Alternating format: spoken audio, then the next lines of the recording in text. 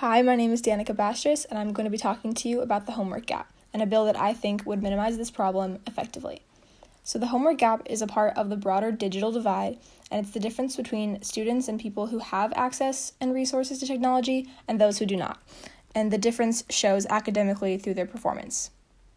So who does the digital divide impact? So if we take a look at the average size of a classroom, say 25 kids, 9 out of 25 kids, or 36% of them, ages 3 to 18, do not have internet access at home, which means that a lot of children do not have access to perform to their best abilities outside of the classroom. According to Mark Egon, director of the government at the National Education Association as of 2019, more than 70% of educators assign schoolwork that require the internet, which means that the 36% of children who don't have access to internet outside of school are left to fend for themselves, which causes a digital divide. A solution to this problem is the Closing the Homework Gap Through Mobile Hotspots Act. The act was introduced on November 25, 2019 by New York Representative Grace Meng. The bill would grant $100 million to schools, libraries, and other public services to purchase personal hotspots for students to check out. The bill is currently on its first stage and has to be considered by the committee. So why is this bill important? So we know that education has a positive impact on our economy, and to prove that, a study done by Wang and Liu found that there is a positive correlation between the level of education human capital and economic growth. So by reducing the homework gap, we are improving our education system as well as improving the economy. The study also demonstrated a threshold effect since primary and secondary education weren't significant to economic growth, while higher education was significant. However, quality of earlier education leads to student success in higher education. Therefore, we need to invest in all K-12 education to ensure a better economy for the future. The correlation between education and economic growth can also be seen in the virtuous cycle that we saw in the documentary Inequality for All that we had to watch in class a few weeks back. The cycle explains how certain factors like education, tax revenues, and consumption all interact with each other and can benefit each other in a cyclical way in order to stimulate the economy for years to come. The virtuous cycle from the documentary also talks about productivity growth and how the more productive a workforce is, the more expansive its economy can be.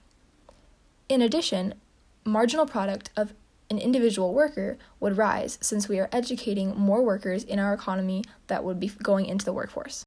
If we look at the labor market for high-skilled workers, we can see that there's a shift to the right for the demand, since a well-educated workforce is more desirable to employers. In addition, workers' marginal productivity increases, like we mentioned before, which also causes the demand to shift to the right, raising the wage rate as well as the quantity produced. The shift in the labor market supply curve is a little bit trickier to acknowledge since we're not entirely sure how much the supply curve would shift. We do know that it would shift to the right since a better education would produce more people looking for higher skilled jobs. So we would see the wages possibly drop back and the quantity of labor increase.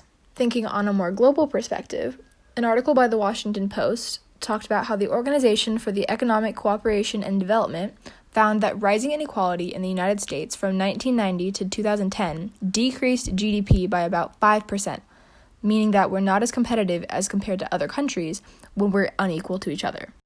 On a more smaller scale, we can look at Charleston. The school district in Charleston dispersed school buses with Wi-Fi into the neighborhoods so that people with all backgrounds can access the internet after school. Not every district is equipped with these resources, however, and this is a perfect case of how government spending needs to be able to access every student. Another example we can take a look at is San Jose versus the digital divide. They collected fees from companies who produce 5G and then leveraged them with privately raised funds. Their goal was to supply internet access to 50,000 disadvantaged households in the city in order to combat the damage done by the digital divide on its community. The city teamed up with nonprofits to teach students digital skills that they could use in the future when applying to jobs in the tech industry.